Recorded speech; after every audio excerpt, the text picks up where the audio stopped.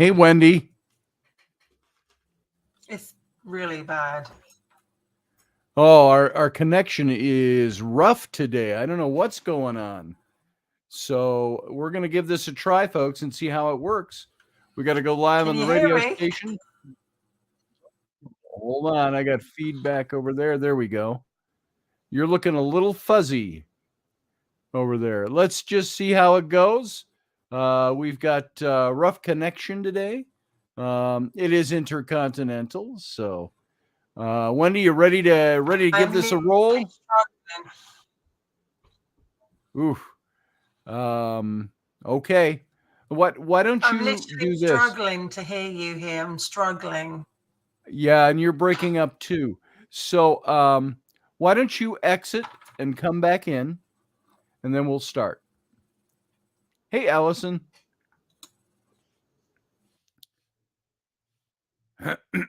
Okay.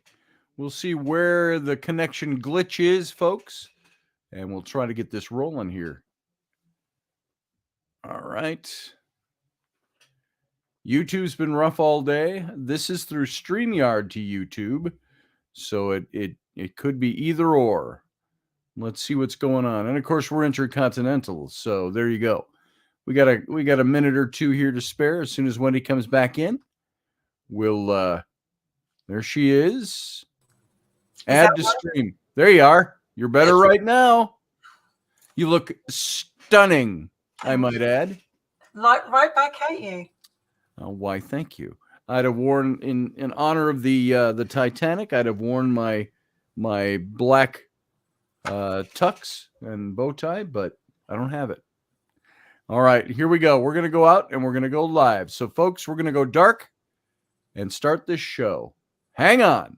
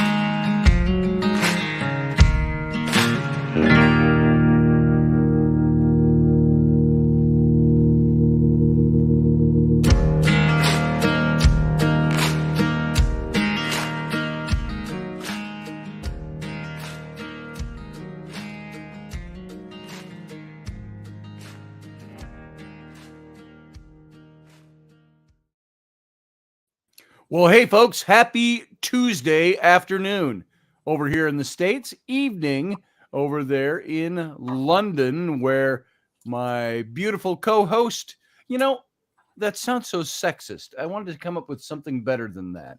My beautiful, my luscious, my awe inspiring co host, Wendy, is located. Thank you. So bear with us. We may have a couple of connectivity issues today. So hopefully this is all going to pull off well today. How are you doing, Wendy? Well, it was like I was trying to say to you right at the beginning of this, before we were off air. Ever since I've been doing my research today, I have had strange things happen to me. I have had things just fall off, cupboards slowly just open. Wherever I've gone, it's almost like I don't know, and it's just been. This is a massive subject for me, and because it's something quite close to my heart. And literally, I was like, wow. But apart from that, I'm doing okay. All right. Well, let's talk about that for a minute. What now? You, of course, have some mediumship abilities, psychic abilities. Mm-hmm. What kind of feelings are coming to you when that happens? Is it just, oh, that could be anything, or are you getting anything with that? What do you think is going on with that? I think when you're dealing with an emotive subject, and I was doing a lot, I knew about this subject, and I was, look, and you definitely start picking up energy in functional things, and We're walked past missing every last so bit of that, Wendy. It's all coming I was off at very choppy. walked past cupboard. Is it back? Is it gone again? It's going. It's on and off, and I missed almost everything you just said. So I hate to do this. No, We may like have to. I was at the. We may have to pull the show all the way off and bring it back in and restart the show. Sorry, radio listeners. That's what we got to do. Okay. So, Wendy, just stand by. Hey, Allison, Welsh girl here, she says. Good to see you. And everybody else who's coming. Let's go out and we will try this again. So, Wendy, I'm going to take you out. And why don't you disconnect and then reconnect when I come back? Here we go, folks. You may have to sign back.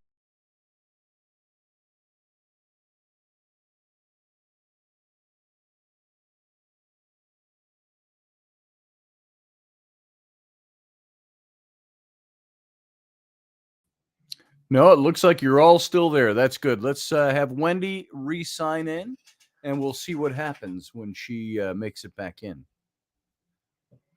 So how is everybody today? You can see we're having some tech issues. Here we go. Here's Wendy. All right, darling. Third time lucky. Third time lucky. Knock on wood. Let's try that again. So I am actually going to leave it as is. And because the radio station picks this up. So let's just continue on. You were saying, because you and I talked about it, it was something you brought up to me. You wanted to talk about Titanic.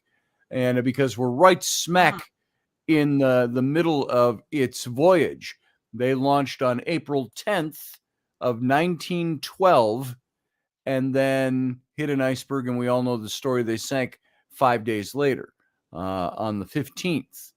And of April. Now, that was 111 years ago. If any of you are old enough to remember, you should be, because I was already old when it came out. The movie Titanic came out in 1997, and they had one of the fictional characters in there was Rose, who was supposed to be, 103 years old, something like that, to make her be able to fit with that. It's now 25 years later since that movie came out, and so you're looking at quite a span of years since that ship went down. But Wendy was talking about some crazy things that have been going on since you've been researching this topic, and as a psychic and as a medium, you pick up on some things. So this residual emotional energy, do you think it's connected? I lost most of what you said at the beginning, so take it from the top. You were experiencing some things today. I was just saying, like, when I did a lot of research, I already knew this subject quite well, but I did a top today, and strange things just started happening all day. I'd walk past a cupboard and something would just go flying out behind me. I would, cupboard doors would just suddenly open out. And I was even at the vet's today, and I walked past a cupboard full of food, and all of a sudden it's just like, it's like someone pushed some of the food out, and everyone just turned around at the vets and went, whoa, what was that? Wow. And literally, it's just been weird how today has been very active in that department. And do you get the gut feel that this is related to this topic? Well, I think because I've been looking into certain people's stories, so I've been reading up about them. And sometimes when you try and connect in the world of spirit, obviously as well, you when you start talking about someone that's gone over, you link in with their energy. So it's possible. Who knows? Well, that'll be interesting. It'll be interesting to see how the show goes. Maybe. Now, I don't like to over dramatize or over spiritualize, and I tend to do the opposite. But I have learned in my experience, maybe even the choppy show today might have something to do with perhaps somebody sending a message. Josh Kemp said, I believe there was a solar flare yesterday, and that could be affecting communications. That might be it too. Something as simple as science. So let's go on with this. The Titanic launched on April 10th, headed for America. Wait, did they go to Ireland first, or did they launch from Ireland? Where did they launch from? Well, I mean, obviously, like we have to sort of go back just briefly to the beginning, because obviously there were 3 ships made. There was the Olympic, the Titanic, and Britannic. Right. And the Olympic and Titanic were built right next door to each other. These were 2 sister ships that were built right next door. And if you've ever been to Belfast and seen the docks of Harland and Wolff, which I've been very lucky to do, they are enormous, and you actually see the dock that the Titanic was in. It's just enormous. So I mean, these were massive ships, and they were all supposed to be the luxury beyond measure. They were the ship of, well, Titanic was obviously the ship of dreams, but it was like you had, back in 1912, you had the class system still, which was, first, second, and third class. Right. Not being funny, I actually wonder if any of that's ever changed. But the Titanic was supposed to be, she was the flagship of luxury, but she had some problems. North Star Line, right? She had a lot of problems before she even left dock. I mean, there was a fire.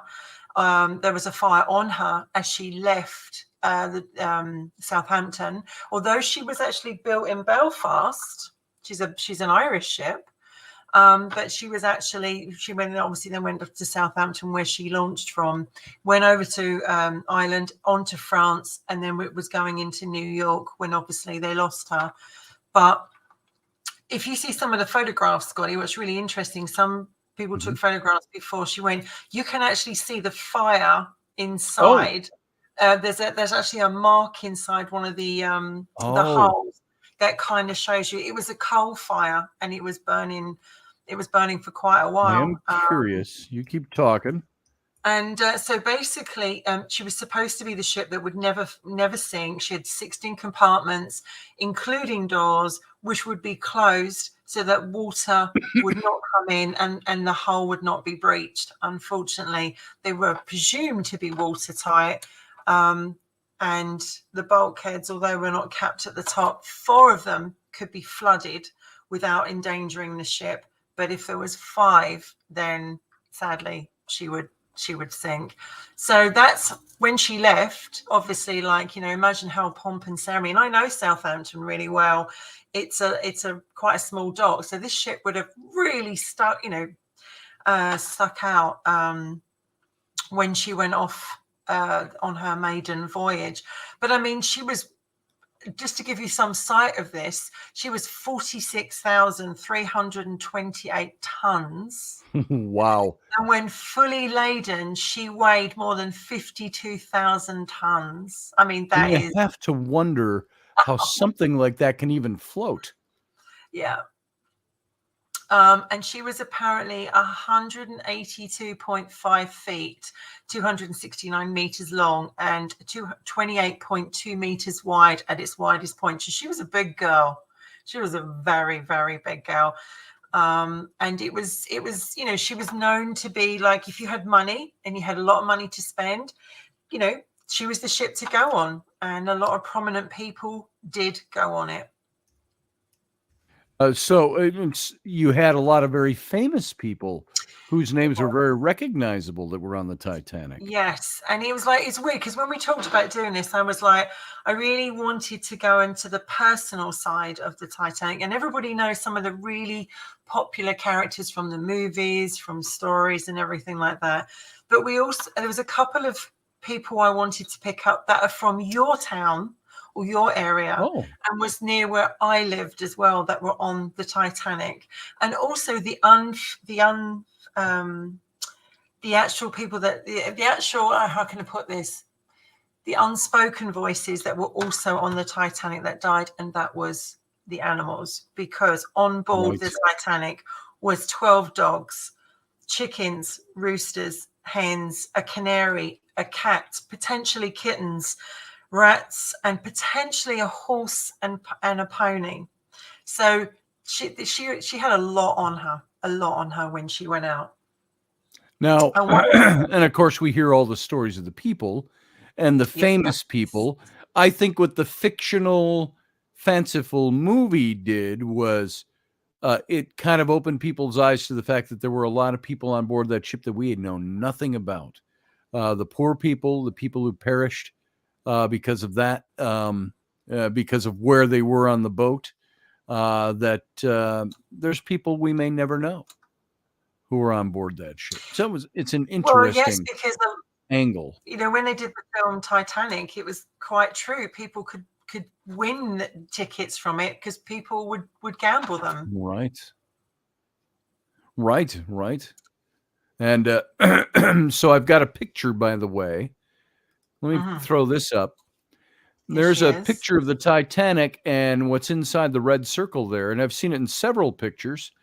That is supposed to be the burn mark that comes from the interior, the coal bins or the coal shed, the engines. And there's more than one picture of different angles of this that show that is there, so that there was a burn. So it's one of the, I know there were a lot of conspiracy theories about the Titanic. I don't think, my thinking, and of course I'm rather bland on this point and I don't know much about it, but it would seem to me that a ship that hits an iceberg can sink. And the Titanic proved that. Is there something more to that? Was it the coal fires? They also think that's something to do with the when they just recently pulled up from the ocean. It's been out a while now, I should say, a couple of years. They call it the big one, and it was a piece of the hull. And what that piece of the hull, when they took it out, obviously it's enormous, but when they took it out, what it actually showed was the material used in the hull is not as strong as they thought it was supposed to be, which means it was potentially cheaper materials used, which wouldn't have been strong enough to hold against the forces of nature. Right. Wow. And that's something they're still arguing about today. And another thing I learned about today, they're trying to bring the radio up off the Titanic. They got off the telegram one, but they haven't got the radio up. And a lot of people are arguing about bringing up the radio because you'll hear the voice, if they can get it to work, which probably they could somehow, you'll hear the voices of the Titanic and what was actually being said on that ship that night. And that's something that there's a preservation on it, but they're also arguing that they should bring it up. And I mean, obviously, they were known there were supposed to be icebergs. There were icebergs warning that night. And in fact, because of the fact that even with the fire, the company wanted that ship out. And they were like, I don't care what you do, it's going out. So they went out knowing there was a fire. They changed a lot of the crew. And one of the crew actually left the ship with the key to where the binoculars were. Hence, why the binoculars were not out that night. To look at the and of course it's pitch black. You're out on the ocean, of course, and freezing cold. But I mean, it was going at least 22 knots, and then they got a warning to say that there was icebergs ahead, and obviously they took it on. But I think there was this, I wouldn't say cockiness, but I think there was this feeling of this ship is unsinkable. We're fine. We're absolutely fine. But sorry. I was just going to say, I think they also, the ship owners had something to prove.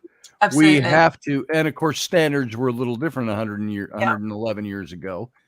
And I think they had something to prove. No, we can't not launch. This is our whole reputation. Our whole company is hinged on this, and she'll make it, and she'll do. And they weren't even worried that it was going to sink. And so, I think that led in part to the disaster. So. I also think as well that, it was made difficult because it was, as I say, it was nighttime. The water was very calm. It was very hard to see the iceberg because she was under this. Obviously, the main bulk of it was under the sea. And obviously the binoculars were missing. So around about 11:40 p.m. So I think it was just off Newfoundland in Canada. They saw the iceberg and the bridge was notified. And obviously they tried to reverse the engines of Titanic to stop her hitting it. So she began to turn, and as she turned, it was too late because they think she scraped, but actually what they've now discovered is actually there wasn't just one long scrape. There was tears, little tears all along the Oh, wow. bow. So she was literally being ripped piece by piece. They thought it was one long, but it wasn't. It was, when they've actually now got up this other, the big one, they can actually see exactly. So as she was being slit open, that water was coming in very, very, very quickly. And because it would have been freezing, I mean, beyond that. So some people say that if it had been going slower, she may have survived. But unfortunately, at that time when she was turning, she wasn't going that slow. Sure. I was looking while you were talking for my friend's book on the Titanic, and I'm not finding it. So if he happens to come on today, I might bring him in so he can talk to us about us. And by the way, anybody, if you're calling in, we've got a couple of callers that are trying to come in. We'll take you a little bit later into the show. So stay there and be patient, or try back in a little bit. So one of the things I wanted to talk about was a few people that were on the Titanic before we talk about the actual disaster, but because you had all different people from all different classes, and it was about £26 from what I read, to get a ticket. And this is, I think, second class. God knows what it was first class. But one of my favorite characters of the famous one was John Jacob Astor. Yes. He's quite known to be from a very rich family, the Astors, who actually did own, I think they still do, Hever Castle in Edenbridge in England, which was Anne Boleyn's home. The Astors actually owned it for a period of time. And John Jacob was typical rich kid, came from a rich family, educated, traveled abroad. He had he wrote a novel. He was doing pretty well. He built the Astoria Hotel.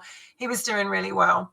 He was first married to someone called Ava. They had children together, but anyway, it all went downhill, and they divorced. And 2 years later, he married an 18-year-old girl. Now, bearing in mind that this time he was in his 40s, back then it was the scandal. Here was this rich guy married an 18-year-old girl, and they had been told to go abroad to Europe to limit the scandal.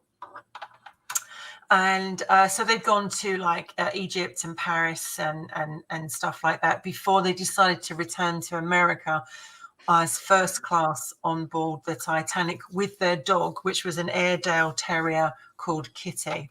So you can imagine their ticket apparently was £224. That's what it would have been in first class.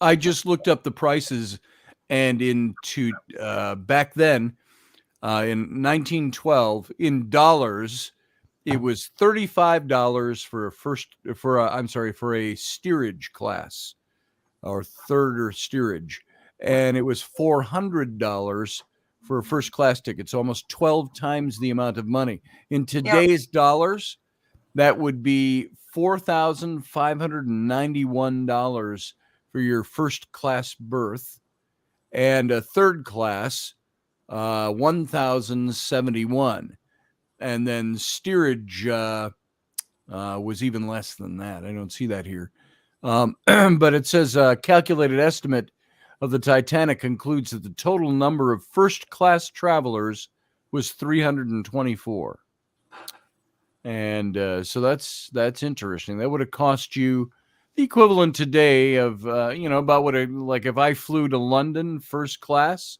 it would cost me roughly what would that be today? If I go first class to London, it's about $600 now per coach. And so if you're flying, you're looking at about $5,000-$6,000 to go first class. It was like a privilege. It said everything about you to be on this ship.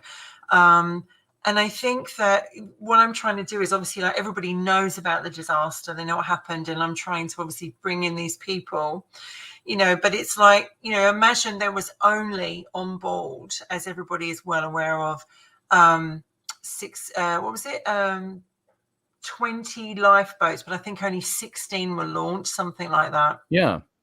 And it was in the old days, and I think it still is today, men and women, women and children first.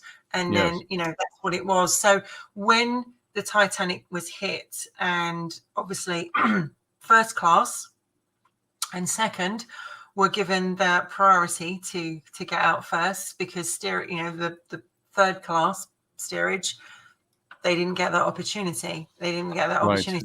They were actually not allowed to go up on the proper deck. They were put right at the back near the poop deck. That's where they used to be able to go out. But they were all going from the front of the ship, where if you were in first class or second, you could get out. So when this happened, the Astors obviously were he was the richest. He was such a rich man, and his wife, he actually got her up with the maid, and they got onto a lifeboat, and he did say, could I go with her, because she's in a delicate condition? And they said, no, unfortunately you can't, because obviously it's women and children first. And he did manage to give her a kiss goodbye as she went down in boat 4, and that was the last time she actually saw him alive, and his body was recovered on April the 22nd. Now, wasn't there what was the famous story of the elderly couple who were, I believe they were first class, weren't they? Ida Strauss, who they owned, was it Macy's, I believe? They owned Macy's, the store. I think I'm correct. Yes, it is Macy's. Founder of Macy's. So the Strauss who owned Macy's, and they were a husband and wife, been together many, many years. They were actually obviously on board. They were considered to be close as anything. And in the film Titanic, you see the elderly couple lying down on a bed, cuddling as the water comes underneath the bed. And that is based on this couple. And apparently when Ida was offered what do you call it, a seat on the lifeboat, sorry, I'm just trying to get the word out, she said, we've been together many years, where he goes, I go. And she gave up her seat to someone else, and they were last seen on board looking out with in arm in arm, and obviously they went down below. So very, very sad about how because he tried to get her on the ship. He urged her, look, come on, I don't want you to die, get on the ship. And she said, no, we've lived together, where you go, I go. And I think that's incredibly brave of both of them. Her body was never recovered. Of course. His was, but on the cenotaph, memorial, it actually says, many waters cannot quench love, neither can the floods drown it. Sure. And I thought that's a very, very beautiful memorial. This was, some of these stories of when I read Today as the People, literally, knocked me sideways. And I want to bring up a lady from your town. She was from Minneapolis. That's the one. From Minneapolis, Minnesota, yes. That's it. Her name was Constance Willard. She was 20 years of age, and she came from, not a bad family, a little bit of money, as you do. They were doing quite well. And she boarded the Titanic at Southampton as a first-class passenger. She was going to go back to St. Louis in Minnesota. And she said, she actually wrote a small passage, and she said, I've been reading in my bed late Sunday night. I had just shut my book when there was a tremendous crash. I sat up in bed, and the crash was followed after a moment by a great trembling. Then for a moment, it was unnaturally quiet because the engines had stopped, and with them the vibration, and I had a sensation that something had happened, but I wasn't alarmed. But I did have an uneasy feeling, so I thought I'd call the steward. There was no answer when I pushed the bell, and I repeated it 7 times and kept ringing. Finally, he came into the room. He told me I must put on my clothes and get on the deck. At first, I refused to get into a lifeboat. He said, well, don't waste my time if you don't want to get in. But eventually she went in. And she says, I finally did get into the fourth from the last to leave the ship. There were only 15 people in the boat I was in, and of there was only one other first-class passenger. The others were 5 sailors and the balance steerage passengers. I shall never forget thinking of the Titanic. We have not off the Titanic more than 20 minutes before she went under. The ship was lighted until it disappeared under the waves, and shortly after it sank, the cries of those in the water filled the air. And she made it. She survived. Obviously, she survived. She went back, and sadly, in later life, Constance had a mental illness and was hospitalized in California. She was remembered as a quiet, reserved, and prematurely aged girl with long white hair, several cats as her companion. When they showed her the film A Night to Remember, she sat and watched it impassively and never talked about the sinking. And on the 50th anniversary of the disaster, staff at the sanatorium were instructed to avoid the subject and discourage reporters from trying to interview Constance. She never married. She died in 1964 in California. She was cremated. And this, by the way, is from... the. Go ahead. Yeah, I was going to say this is the Astors, a picture of them together, not aboard the Titanic, obviously, but obviously not. Obviously not. So. And then obviously I picked one from my area. And I didn't actually know when I was doing some research actually today. I wanted to find someone from my area, thinking, wow, did someone come down from my town? But actually not far from me, in Leatherhead in Surrey in England, was a lady called Miss Marjorie Lottie Collier. She was born in Leatherhead, Surrey in 1904. She was a resident of Linden Road in that area. Her parents were very active in the church, and her father was a bell ringer and was involved in St. Mary's in Leatherhead.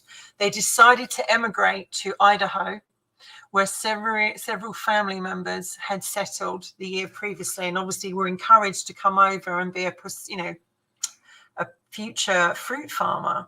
So they boarded the Titanic at Southampton as second-class passengers, which cost, as I said, £26. Wow. Marjorie and her mother actually escaped the sinking, and sadly, Dad did not. But they did not settle in, say, as planned, return to England, where her mother then remarried. But it seems that Marjorie and she survived. Obviously, she survived. She came back to England. She's obviously stayed in Surrey for a while. She actually watched another one. He watched The Night to Remember, and was a special guest at one of the book-turned film screenings in London, alongside several other Titanic survivors. What has come to light when I've started to read about just using these two women and about other people that were on the Titanic, as you can obviously understand, these people were never the same. They were never the same. They were traumatized. Some never spoke about it. Some could talk about it. Some would have night terrors, nightmares. They would imagine themselves back there all over again. And to hear, leaving the men you love, whether it be a son, whether it be father, grandfather, on that ship, and you can't take them with them, would absolutely be horrific. Now, when you first talked to me about this topic, you had mentioned that one of the draws for you to this was, it's not that we don't know the story, and we haven't, and I think most definitely because of James Cameron's movie, that came out in 97, Mhm. there's a lot of people who didn't know much about the Titanic at all that at least have a glimmering of what happened. And so there, you told me that there is something that was a draw for you, and it was actually very emotional for you, and that was the number of animals and pets, people's pets, that perished Yeah. in the sinking of the Titanic. And I also think it's the way that they died, which is what really upset me the most, because you know, you can imagine on a ship, if you had money, you could obviously bring your animal along. But they, as I said, they had dogs, cats, chickens, a canary, obviously rats, one that even ran through the dining area, and they tried to get Right, hold of. right. Out of 12 dogs that were on the Titanic, only 3 survived. Now, there was even a cat called Jenny who was kept aboard the Titanic as a mascot, and she worked to keep the ship's population down to mice. Now, some say that Jenny wasn't on there. Some say that she took her kittens and left. She used to be on the Olympic, and then they transferred her to the Titanic. And she gave birth in the week before Titanic sailed from Southampton. And some say that she left, others say she was on there. And then obviously a lot of dogs on there, they were brought on as pets. They were kept in kennels on the ship's F deck. Although some first class passengers, because they had the money and they could took them out of their cage, kept them in their cabins, and then people turned a blind eye to them. And the way people traveled back then, pretty amazing. If you were wealthy and you got one of those, what would be the equivalent of about a $5,000 cabin, they brought their households with them practically. They did. They brought something to wear every day, to change into at midday, to change into for dinner. They brought steamer trunks, of course, and furniture and servants. And so it's very interesting when you look into that, the way they used to travel. This is just post-Victorian. What would this be? Edwardian age in England. And but there's also these mysteries that you talk about, these conspiracy theories. Now, everything's got a conspiracy theory that goes with it. Sometimes conspiracy theories are idiotic. Sometimes they've got a lot of fact that surrounds them. So you have to ask, is there something to that? I've got a list here in front of me of 13 of the Titanic mysteries that they say may never be solved. And they say it was unsinkable, of course, and only 4.5 days into its maiden voyage, it went to the bottom of the Atlantic. And so one of the first questions, and you can hop in on these if there's any of these you know anything about, Wendy, or over there in the chat room as well, folks. They say, was it even the Titanic? People ask. Now, of course, we've seen James Cameron has taken, and others have taken expeditions down and dove down into the Atlantic, and you find the Titanic. I would think that would put that to rest for me. But everybody agrees that it was a luxury liner that set sail on April 10th in 1912. And that it sank 5 days later, taking the lives of around 1,500 people of the 2,223 aboard. But that's pretty much where the consensus ends. They took the lives of a lot of rich people, because the Rothschilds were on board, as well as the Astor, right? And the Rothschilds as well.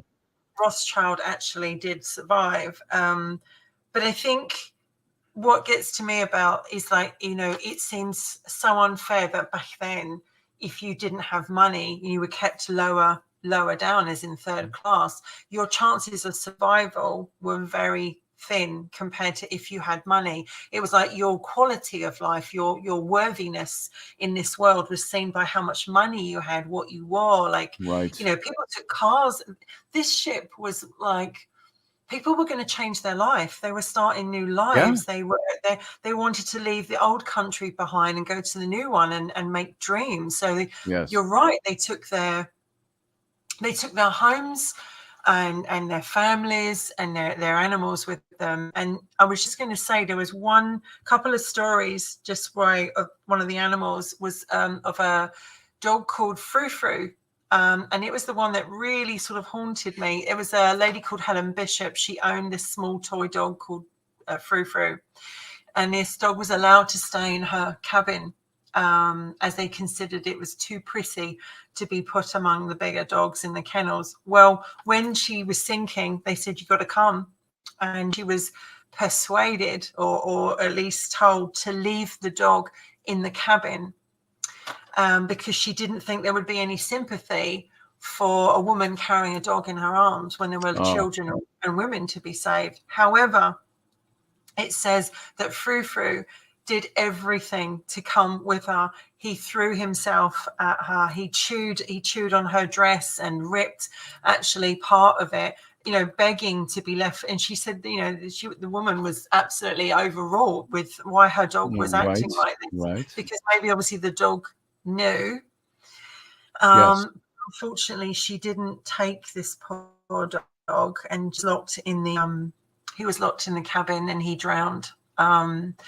And also John Jacob Astor's dog Kitty, an Airedale Terrier, didn't survive either. There was actually a very expensive French bulldog on board who was owned by Robert Williams Daniel, who bought him in England for £150, which would be worth about 13,393 in 2015 prices, I should say. That's a very expensive dog. It's an expensive dog. All they know is that somebody, and some say it was John Jacob, people don't really know. Someone say that they went down and they let the dogs out of their cages because they were on F and G was flooded. It was coming, it was coming up. Mm-hmm. And they went and let the dogs out of the cages so that they had a chance and they wouldn't be drowned in their cages. Unfortunately, the chickens and the roosters and the canary, if it was on there still, rats, and potentially these ponies and racehorse, if they were on there, they all would have gone down with it. And I think three dogs did survive. I think it was one Pomeranian and 2 Pekingese, because they were small enough to get on. Tuck them under your arm, into your coat, right? But I mean, and then comes the most famous one, which is I think it's Rigel, which is a Newfoundland dog, which was on the ship, and apparently he saved many survivors. He was when the ship went down, obviously they could hear lots of cries and everything, but what they did hear was a bark, and he was barking. And some people even dispute that he was even on board. But I was listening to a survivor say today they heard this dog barking, and people were clambering on board this dog, and he was getting them to the lifeboats, and they reckon he saved 30 people.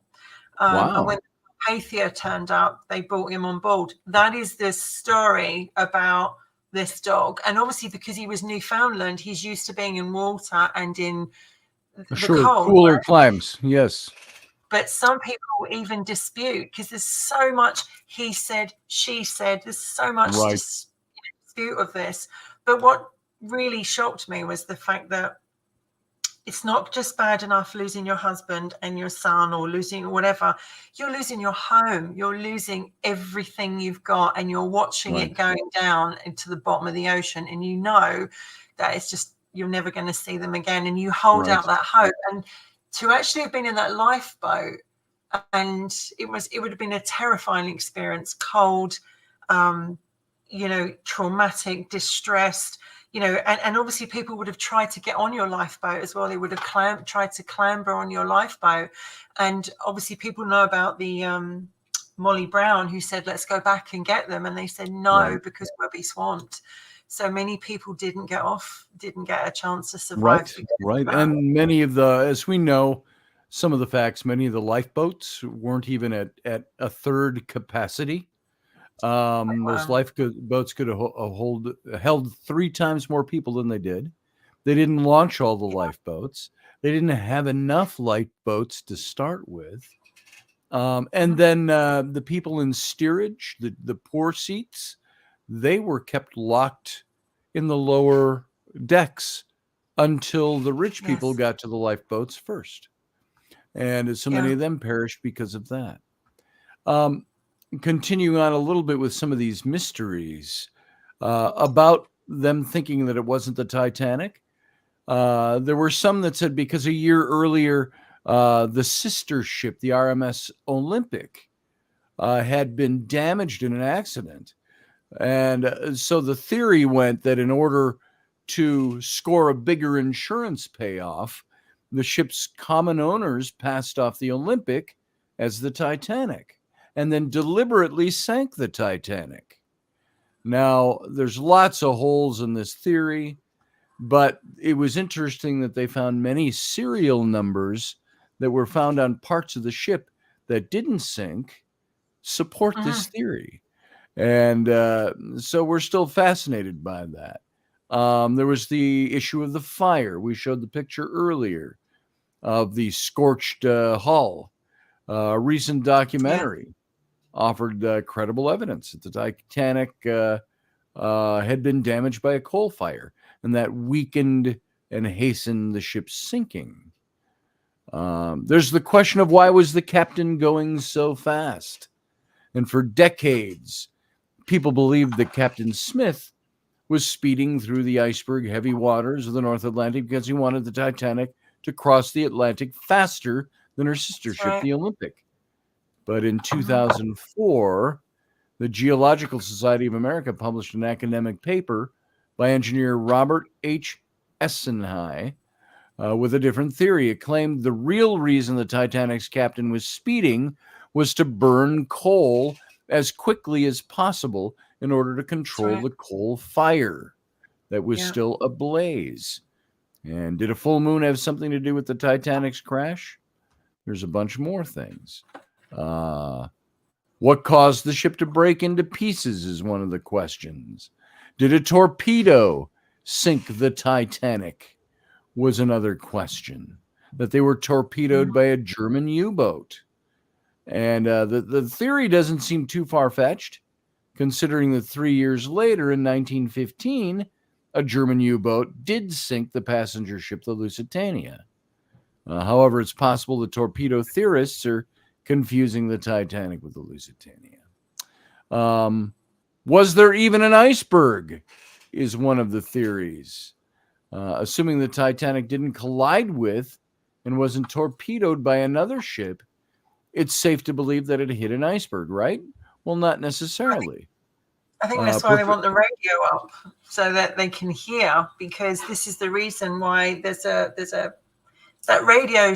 You thought that would be the first thing they would have brought up, right? You know, we're gone for that. yes, They got the telegram, but they're arguing the fact that if they can get it to work, um, they would actually know a lot more about what happened that night.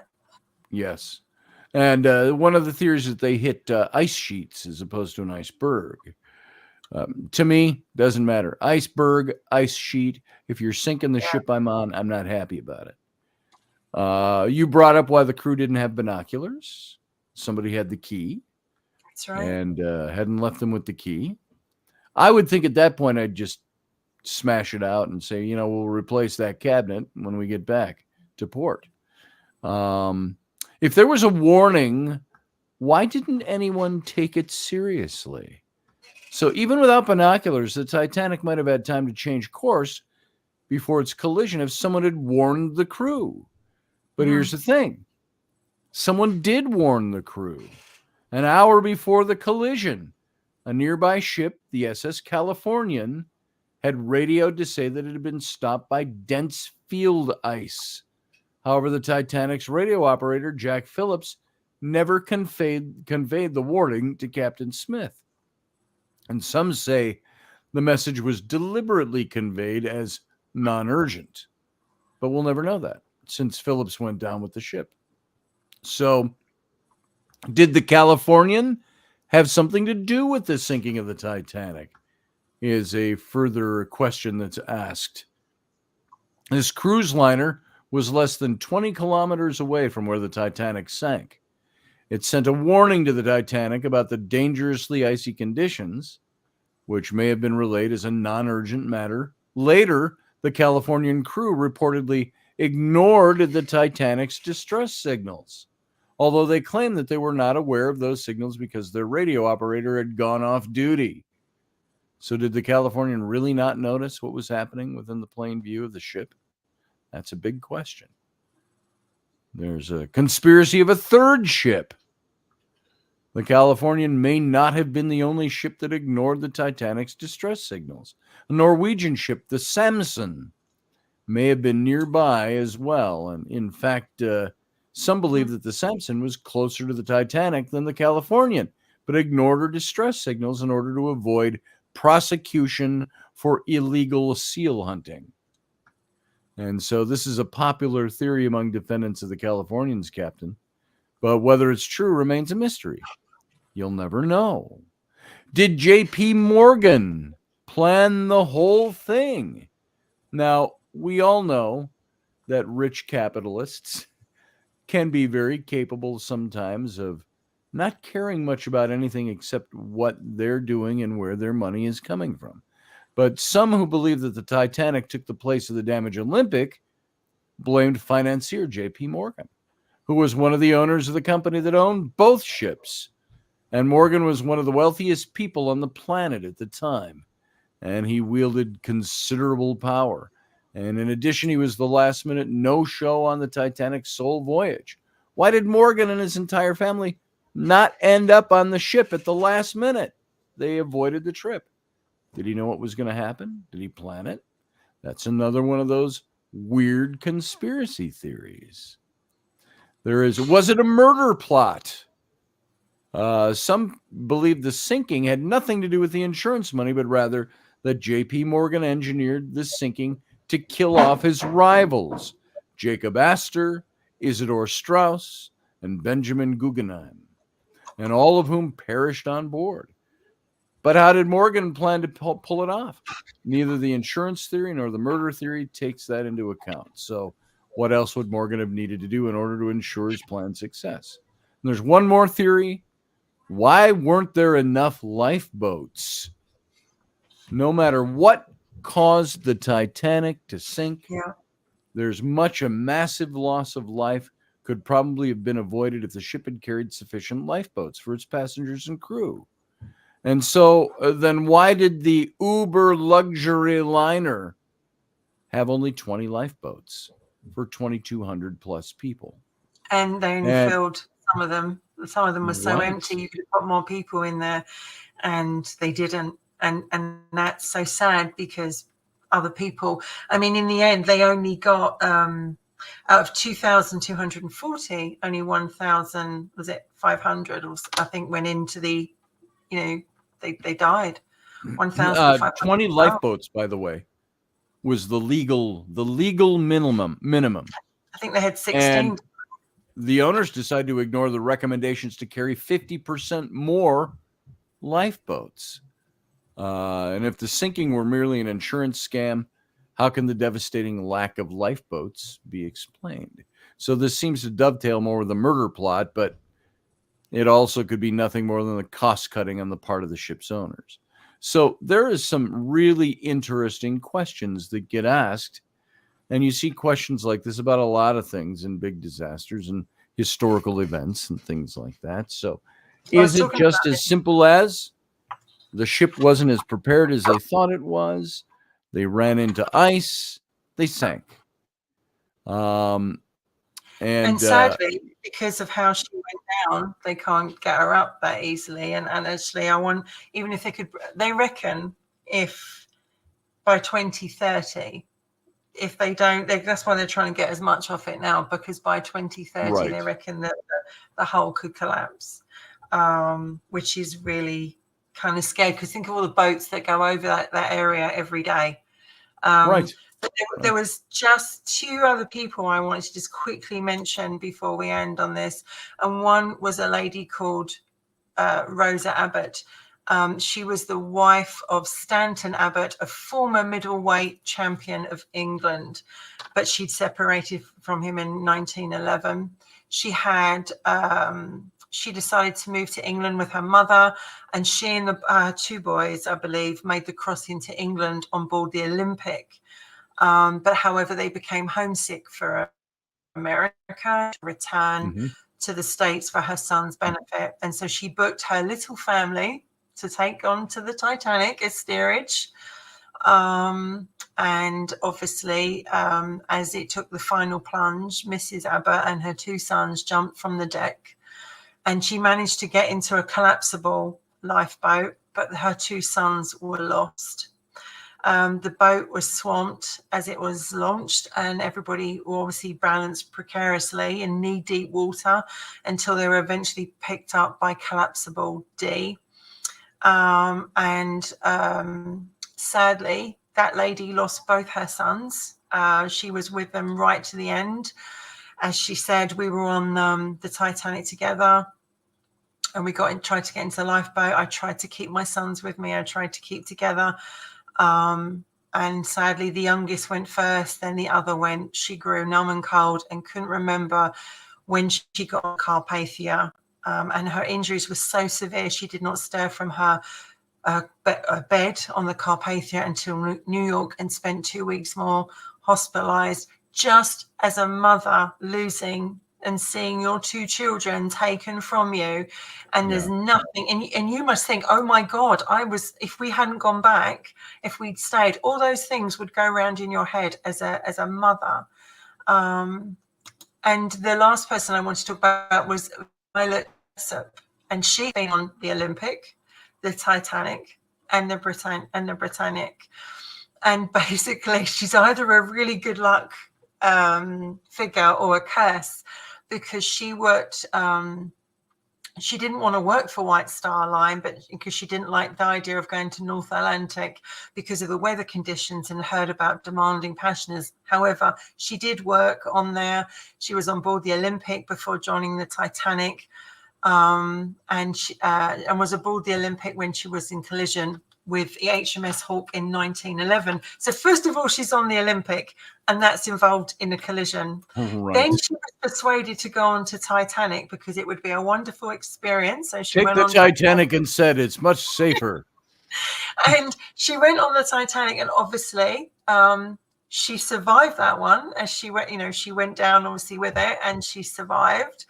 And then she became a nurse with the British Red Cross in World War I, and was on board the Britannic when that vessel was sunk in 1916. Wow. So this is a woman that has been on every one of those ships, and she survived it. My God, that woman is what a woman. Talk about PTSD, or you just get used to it. I wonder if she took any ships after the third one. You would never think. I would never want to go in the sea again, would you? Right, I wouldn't. Well, folks, we're going to stick around for a little bit, but we got to call this to an end for the radio station. I want to thank everybody who's listening by radio for tuning in today, hearing the audio version of this show. We're going to get out of here for radio, but everybody else, if you want to stick around for a little bit, we'll be over on the YouTube channel. That's youtube.com/Scotty Roberts. It's still over on my YouTube channel. And so tune in over there if you're not there already, and we can continue a little bit of conversation and maybe even take some calls for anybody who wants to come in. So all of you over on the radio station, we want to bid you a hearty farewell, and we will see you next time. In the meantime, live long and prosper.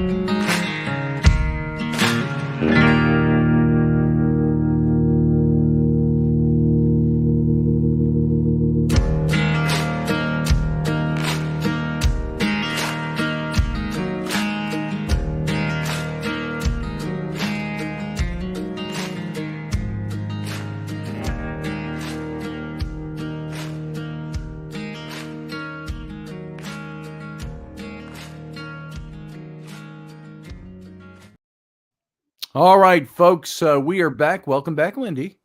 How you Hello. doing over there? Okay. You get any more interruptions during the show? They'd be curious to know. Not really. I'm okay. I'm okay. But it's interesting, isn't it? Because what people talk about A Night to Remember and Titanic, obviously the main films. And I deliberately, apart from John Jacob, who I wanted to bring in because of his connection to Hever Castle, which obviously is a massive favourite of mine. I wanted to pick people that you don't often hear about. Obviously, the Strauss, obviously you did, but it's an interesting subject, and I think that 111 years on, we are still, the fact that many people died a horrendous death, and people saw them die, has stayed with us forever. And imagine, what was that big ship that nearly went down recently, and it was off the Italian coast, and the captain screwed it up, and it was bigger. I think it was don't know. bigger. And you think about it, like, have they not learned anything? Like, you'd think. No. Well, now they've also built a replica of the Titanic. The Titanic 2. Would you take that that, I was going to say flight. It's not a flight. Would you take that cruise? I think, sorry about that. I think if you name a ship after the gods are literally going to prove to you that you shouldn't do that, right? Because at the end of the day, there was a lot of people, there was a lot of religious religious people saying that, how dare you say that this ship is unsinkable, and only God can sink it or whatever if you wanted to. Well, if you do that, I mean, they kind of put it out there, and I mean, can you imagine paying all that much money? No. 40 course meals they had in first class. 40. I really couldn't. Wow. Now I'm looking at some pictures of the Titanic 2, and I will see if I can get a picture for everybody to look at. But let's see if there's these look like digital pictures. Is that the real ship? Its maiden voyage might be as soon as 2022, it says. Did that voyage ever take place? Do you know? Which one? I don't think it has. I don't think it has. Titanic 2. Would you go on it? I'm not sure I'd want to tempt fate, to be quite honest. I mean, build it and have it as a floating hotel if you want to. See, now, I'm not sure I'd do that. They also say that the Titanic 2 were aiming to set sail taking the original route as the original Titanic. The planned replica of the ill-fated cruise ship, it says here, Titanic, is once again aiming to set sail. Originally planned to launch in 2016 by the Blue Star Line, Australian businessman Clive Palmer, the brainchild of the endeavor, shut down efforts in 2015 because of a financial dispute with a Chinese company. And Blue Star Line's parent company, the Palmer, owned Mineralogy was the name of the company. And so now there was the new news release and so on. We just talked about the original. It's now aiming, they said, for 2022, which was last year. Yeah. So there is the big question. Did that ever take place? I don't know. I hadn't heard if it ever sailed, and it didn't come up in my search here.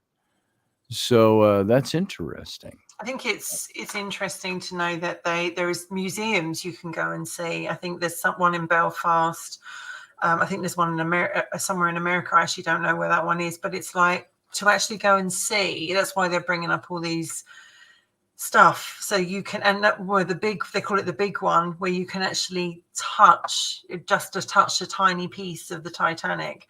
Yes. I would love to see that as a clairvoyant. I would love to be able to touch that. Yes. I would imagine, and it reminds me very similarly when I went to see the Mary Rose in Portsmouth. Yes, I've seen the Mary Rose. I literally could feel, as I saw that ship in dry dock, I could feel the the anger and the emotion. There's a lot of anger around that ship. When I actually walked up and down it, I felt very physically sick when I was there, and I could just almost feel, because I tend clairsentient, so I work with senses. I could just feel, anger, a lot of anger, more than anything else as well. And so it'd be interesting to see what I would feel touching, if I could, something from Titanic. However, I would love, and I don't even like boats. I hate the sea. I'm not interested in going on a boat anytime soon. But there's only a couple of times, and one of them would be to actually go over where she lays, so you're directly above her. I would actually do that. God knows how I would, but I'd do that. If you are into the paranormal television shows and so on, the Ghost Adventure boys, Zach Baggins and crew, went to the Titanic Museum. I think it's in Branson, am I not mistaken? And it's a permanent museum. They've built a replica of the bow of the Titanic, which is the building in which the museum's housed. And they went in there and they got some very interesting stuff took place. If you believe in that sort of thing, I don't think that particular crew tends to fake what they do. They're out to get real results. They want to see what they're finding. And there was something about the windows that were replicas of the bridge where Captain Smith would have been, and there were child handprints on the windows that would appear very shortly after one of the workers there had cleaned it all off for the production that was being filmed there, and with the Ghost Adventure crew and things like that. And they found other things in that facility that were not disturbing, but very interesting. So he was such a character, though, Captain Smith. People would actually come off other ships to actually go on where he was captain, because they were assured of a really good, not what I'm saying. It was a good, what do you call that when you're on the boat? Yes. Passenger. It was going to be a safe journey, Yes. And he was well known, and this was his last one that he was doing. It was his last time out. He was paid an awful lot of money because he didn't really want to do this. He really, really didn't. And his dog actually was brought on board the Titanic, Ben. He was actually brought on to sit, and actually he was talked that he was going to take the dog with him, but actually they didn't. They took the dog off, and he, they did say that he did not want to do that. He just had a feeling, but they paid him a hell of a lot of money. And how can you turn that down at the end of your career? And sadly, it took his life. Well, how do you bring Theoden of Rohan back to life? You offer him a lot of money to sail the ship. So, well, actually, that one came first. So. Yes, that absolutely did. I mean, for you, Scotty, though, when you think of Titanic, I mean, we call it the Titanic over here, but when you think of the Titanic, what is the one thing that sticks out for you? Oh, for me, I think it would be, if I ever really think about it in great depth, it would be that feeling of being on board that ship as it's sinking, and the despair of not being able to save yourself. Yeah. How many people died because they just jumped over the end of the ship? Yeah. How many people died, went down in the cabins? How many people were still locked below? Yes. I think that it's one of those. I think it stands out to me as one of those mysteries of the modern age. Not that it was a mystery that a ship could sink, because there's thousands of ships that have sunk over the centuries. Yeah. It's the everything that wraps around it. It's like thinking about things like the assassination of Abraham Lincoln, and saying I could be there in the spot where this took place. The phenomenal series of events that had to take place for that to happen the way it did. Same thing with the Titanic. I couldn't imagine being on board that ship. Oh, I recently saw, it was an old clip of a survivor of the Titanic. It was a young boy, 9 or 10 maybe at the time, and so you can date the clip by that. And he's an elderly man in this clip, and they asked him if the musicians were actually playing on the deck of the ship as the ship's sinking. And he said, yeah, they were actually sitting there and they were playing songs like Nearer, My God, to Thee, and songs like that. They were trying to keep the people preoccupied. And I don't think they were even all convinced it was actually going to go down. No. And until there was just too much of it under the water. Well, it was a shock. It's like, what, the ship that's unsinkable. I think for me, it was like, there were so many brave people. A lot of men were offered. Some men were offered the seats, and they gave it to women. And I think, the stories of men dressing in their top hats and evening suits and going out like gentlemen. It's such an emotive subject. And there's one story about a lady called Anne Isham, and apparently it's a legend. No one's 100% true, but Miss Anne Elizabeth Isham, she had a Great Dane, and she was on, trying to get off board the ship with the dog, and they refused. Obviously, the size, bless its heart, of the dog, they refused to, and she said, well, fine, then if my dog doesn't come on it, then I'm not going either. And then as the debris filled, people went looking for people that have survived. They actually found a passenger of a frozen body of a woman floating, hugging her big dog. Oh. She had her arms frozen around the dog in the water. Now, I know this is going to sound crazy because most people will be like, just jump on a boat. I couldn't leave my dog behind. I couldn't leave. If I had Henry with me and they said you can't bring him, I'd be like, well, I'm not going then. And I would stay behind, because I don't know. I think it's people are each to their own, and every man for themselves. But it's like, I understood why the Macy's, the elderly couple, why she never left her husband. Why would you do that? I wouldn't leave my partner behind either. I'd be like, no, we're together. I wouldn't leave my partner behind. And then, that seems noble at the moment, or even the old couple who they said were, went and they stayed together. They showed them, they don't know what they did. They showed them embracing in the movies. But that moment when you've made that decision and then you realize, I'm going to die right now. In less than 5 minutes, I will be dead because of the water rising and the feeling that would overcome you at that moment. Human beings are made to fight and to scrap to survive. So what happens when you face that moment and it's there? What energy is left because of that? We'll never know for sure. But it's if you did leave someone behind, and then this is the point that I thought about today, and you have to live with that. You have to live with that. You don't know, they're going to drown. They're going to die not very nicely, but you don't know how, when it happened, whatever. But the thought of that would haunt you for years.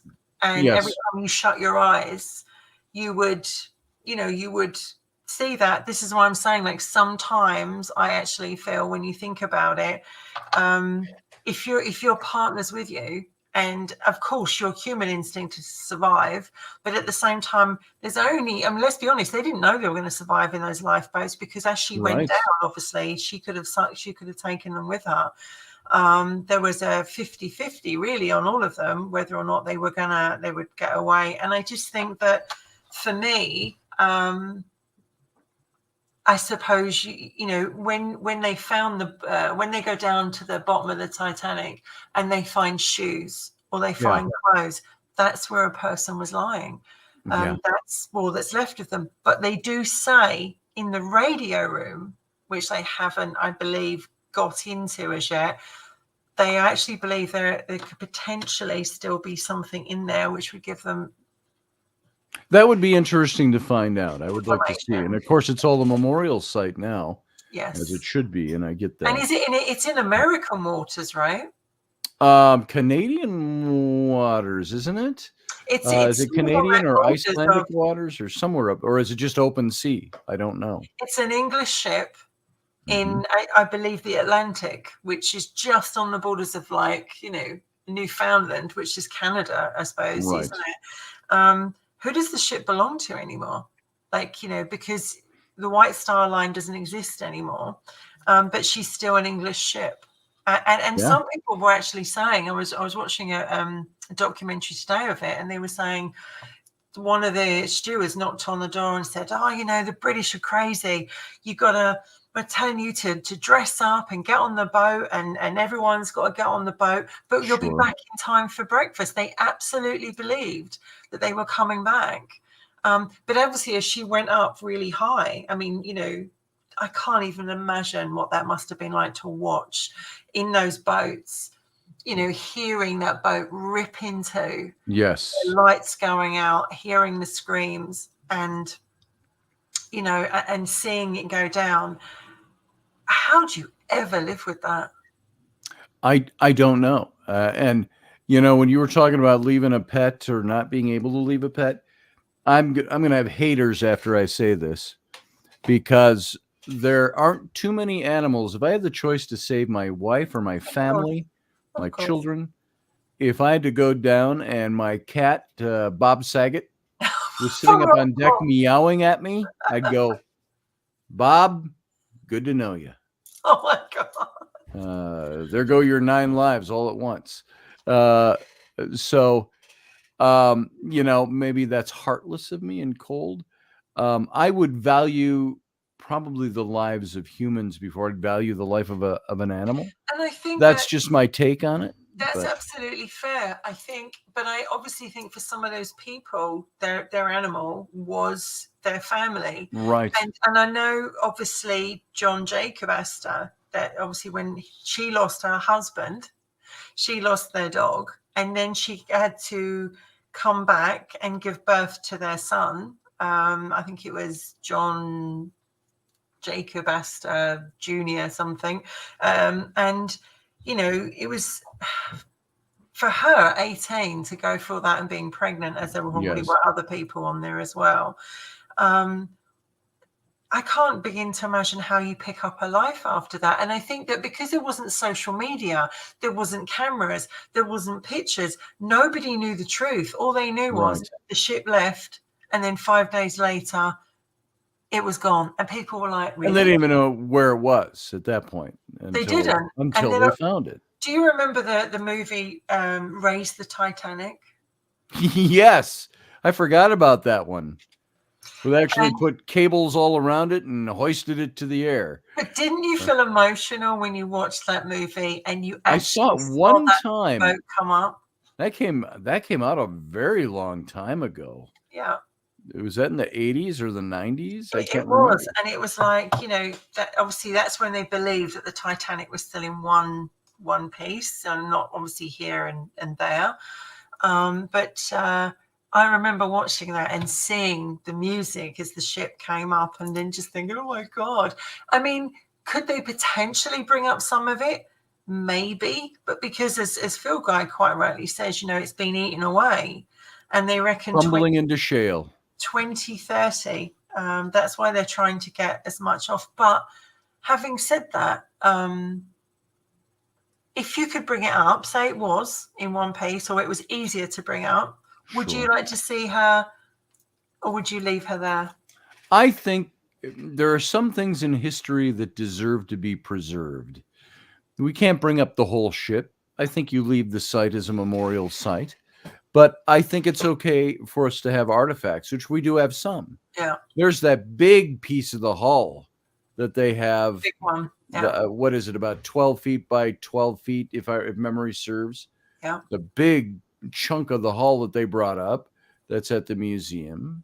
And of course, they have people's watches and plates, fine china Yeah. from And the menus. dining rooms, things Yeah. like that, that were scattered all over that debris field. And so I think it's good to have some things. I think it would be. I think it would be really. I can't think of any other words other than pop culture words. It'd be really neat. It'd be cool. It'd be groovy. It would be efficacious. I think to have some of those artifacts. What about the railing at the bow of the ship? Now, of course, that was made famous in a fictional movie about the Titanic. But wouldn't that be interesting to have that railing? Wouldn't it be interesting to have bits and pieces that you could find? The radio. I think it'd be very interesting to recover the radio. They built up a cherub, because obviously the grand Mm-hmm. staircase had those wonderful cherubs. Yes. Cherubs are seen as a very blessing, positive thing, and they had all these on this oak staircase, and they brought one up, and obviously when they brought it up, I think it lost a bit of its foot, but it's really eerie to see this cherub. And of course the violin was actually stolen. It was actually in its case on one of the musician. Oh. And it was stolen. It was actually stolen. I was reading that today, and eventually it came back into the right hands. But that would be amazing to see that. Me personally, I would bring it up. If I could absolutely bring that ship up, I would bring it up, because I believe that those people that died on it, it would for justice for them of why that ship went down, or what caused it to go. To actually, because I don't believe it just went down. There was other things that was wrong with that ship for it. If it even was the Titanic, who knows? But I would bring it up without a doubt. I would say, no, these people that died, that lost their lives, and all the families that have struggled since then, I'd bring it up. And as I believe that the two towers just didn't come down easily just by planes that went in them, I don't believe the Titanic went down that easily just for an iceberg as well. So I'd bring her up. I'd bring respectful, but bring her up. You're going to get a lot of different opinions on there. I see Susie Q said they should leave them alone. Debbie said I would bring it up. Yeah. And we get all different kinds of opinions on this. And my take on it is it's like ancient Egypt. How many of those kings no longer reside in there? And of course, those are bodies, but how many of those artifacts that we have from Egypt? Yeah. Many of them were taken during the golden age of the explorers' age. And now there are laws where you can't take anything out of Egypt. That's all changed in the last 100 years. But look at what we have. Look at what's preserved. Look at, I mentioned Ford's Theater. Look at Abraham Lincoln's chair that he was murdered in still exists. Somebody still got that. So there are things. When I'm in Virginia, I went to Appomattox Courthouse, which was the name of the little tiny town that there was somebody's residence where Ulysses S. Grant and General Robert E. Lee signed the Confederacy's surrender at the end of the Civil War. And you can go to that house. It's still pristine. It's still, there's nothing really built up around it except, the freeway, but they've circumvented the freeway around it. So this little town is still there. Excuse me.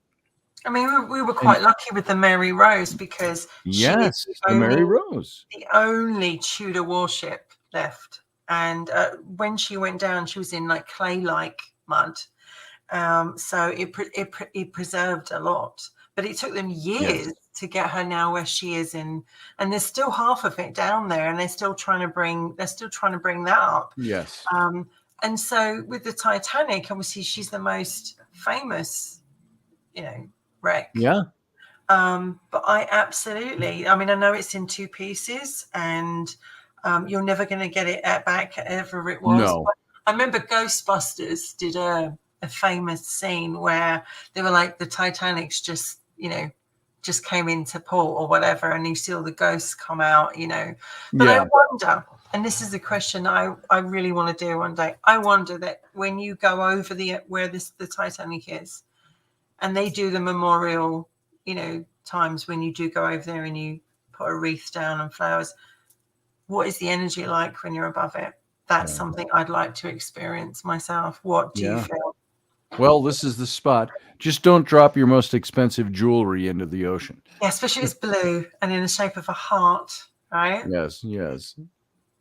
Would you go on? I mean, would you go on a cruise? Because I mean, I wouldn't, but would you go on a cruise?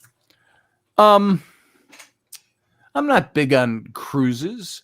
I would love to take like a windjammer out there, a big sailing vessel out there would be kind of interesting. Not especially. That's not on my bucket list. I'll tell you. Going to see the Titanic, I would do it.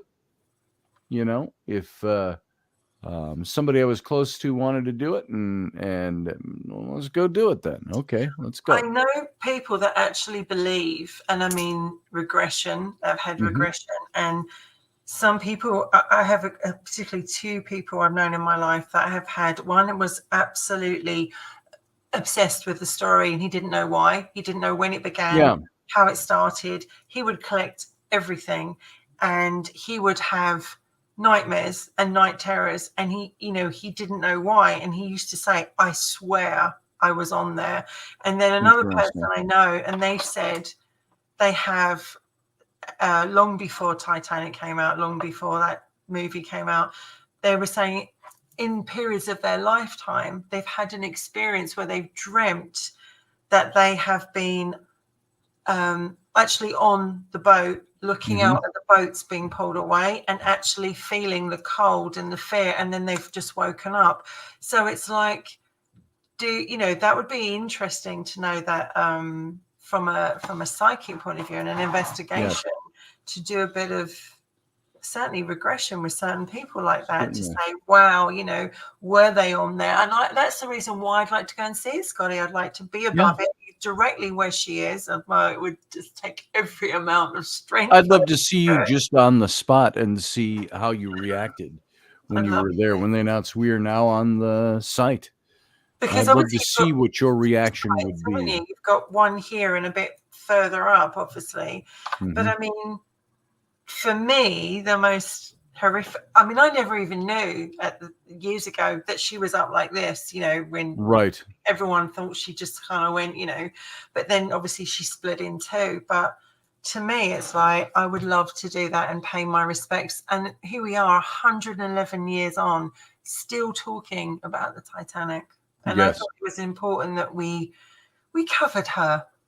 Well, I'm glad we did. And the anniversary of that sinking and the loss of all that life is this coming Saturday, is it? If today is the 11th and it's Tuesday, it's the 15th. Saturday is the anniversary of the sinking.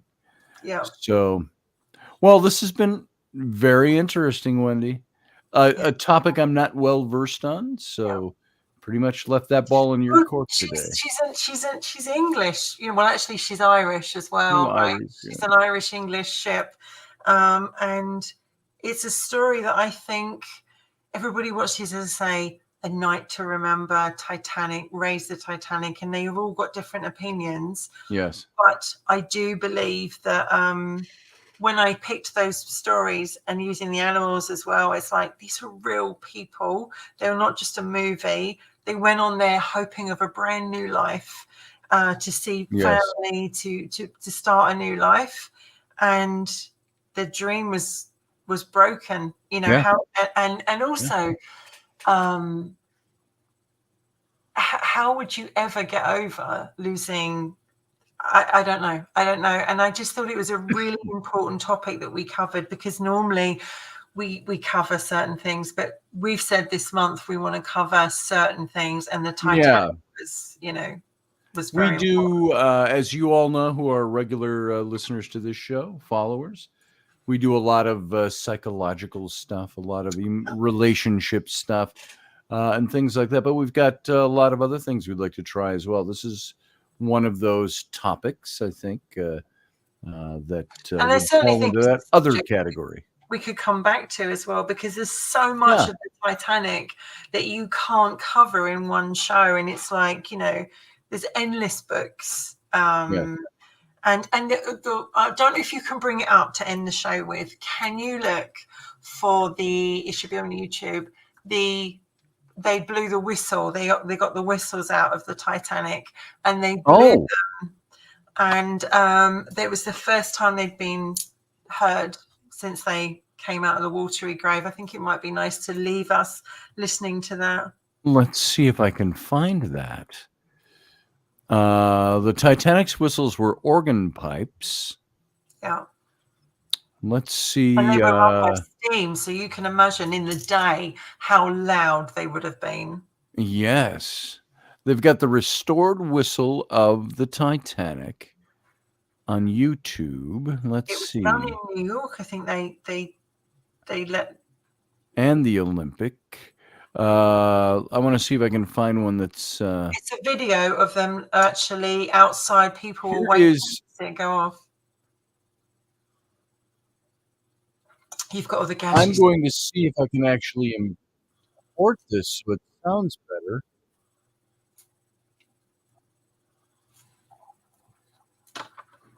Thank you, everybody who liked the show. We're really glad that you liked it. Can you hear that all right? Can't hear it. You don't hear it? Can you bring it up as a video? I'm going to see if I can. Hang on a second. Let me see what I can do here. If I copy that link and I go over to our show, let's see if it allows me to do this. A video file. No, I actually have to download the video. They basically, like, you know, they clean them up, they brought them up, clean them up, and they tested them once, and then they decided to bring them out into the air so that people could hear them one more time. And they actually did it twice, and they said they dare not do it again because they may not survive. No, right. But what an amazing thing to hear. Here, it's downloading to my computer right now. Let's see what you mean. If it allows us to hear this. It'll take about a minute to download this. And this is somebody's home movie on their phone. Yeah, they were videoing. If you got it, the one with the three whistles, yeah? Yes. Mm-hmm. I think this is the one. And this is about a minute and a half, this video. So we are almost downloaded. And 8.1, 8.5, there it is. It's converting. Let's see. I'm going to find this. And it's right there. And let's see if we can actually open this up. So, video file. Let's go over here and go to Titanic. Here it is. Okay, we're going to bring it up, and it's actually going to start playing almost right away.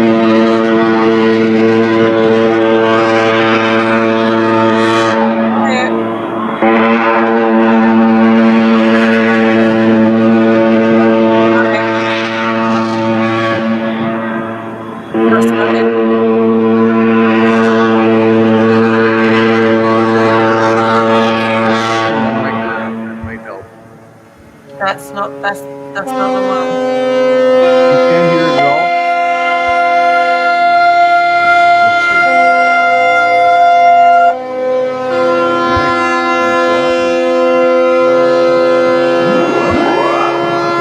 see. Anybody else hear that?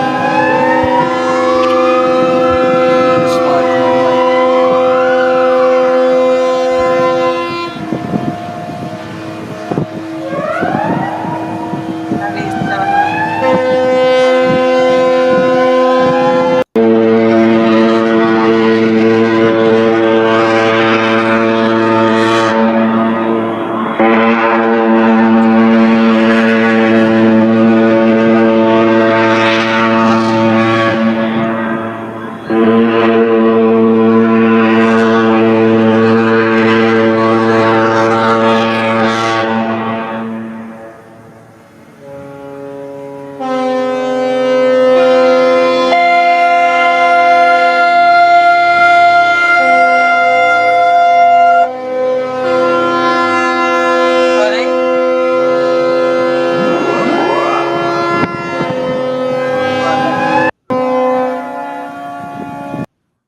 There you go.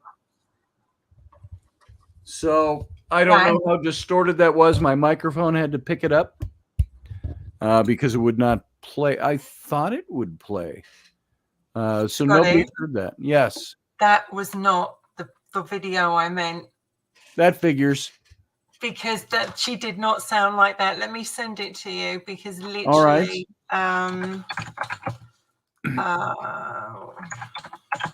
I was thinking she didn't sound like that. Let's see. You sent that over to my. I'm going to send it. Give me 1 second. I'm just trying to bring it up. All right. Where is it? We'll get this, folks. Just give me 1 second. I give you 2 seconds. Well, literally, when you played that just now, I was like, that is not that one at all. I wish I'd sent this to you earlier on because well, we might be able to pull it up. I'm quickly. Just trying to bring it on. Where is it? I've got it on. It's really annoying me because we've not had the chance to actually speak much today. No, we haven't. I've been out for a couple of days, away from the office. So we've had to literally. Here we are. Let's bring this up. It's not often I do on the. They played it.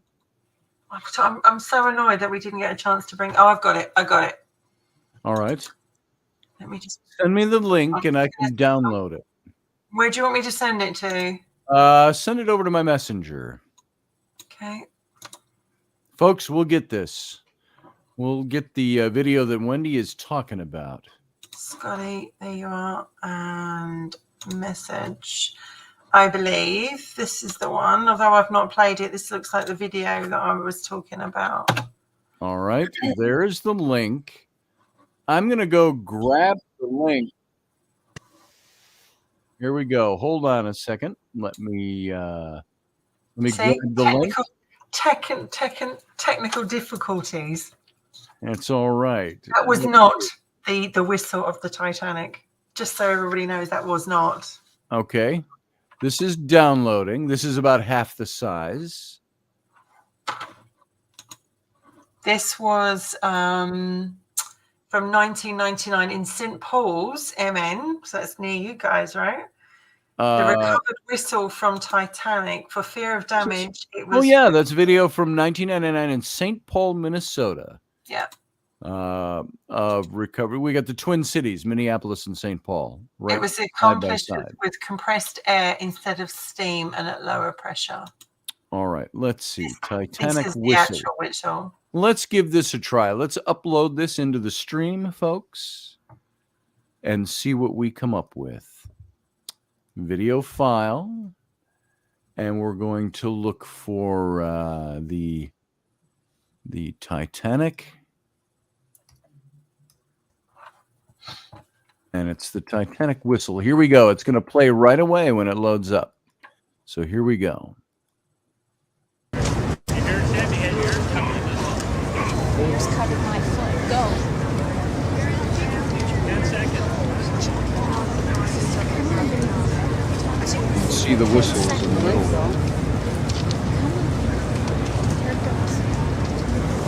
Can you see, Mom?